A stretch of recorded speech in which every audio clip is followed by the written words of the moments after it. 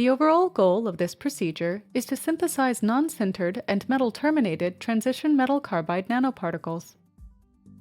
This is accomplished by first encapsulating monometallic or bimetallic transition metal oxide nanoparticles in silica shells via a reverse microemulsion.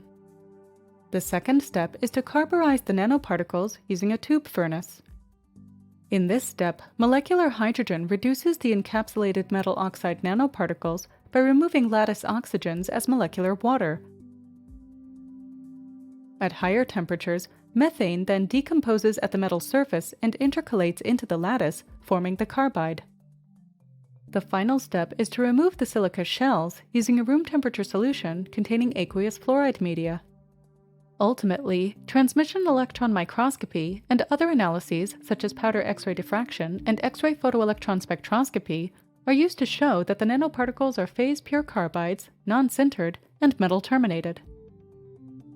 The main advantages of this technique over existing methods such as wet impregnation on carbon black or encapsulation in a carbon nitride matrix is that the particle size and composition can be finely tuned prior to the heat treatments, and the resulting nanoparticles can be dispersed on any high surface area catalyst support without exposing the support to harsh carburizing or nitridizing conditions.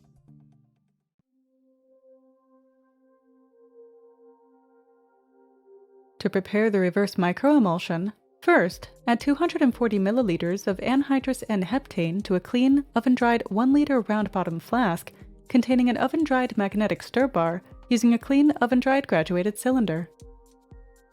Then, add 54 milliliters of polyoxyethylene lauryl ether to the N-heptane under constant stirring.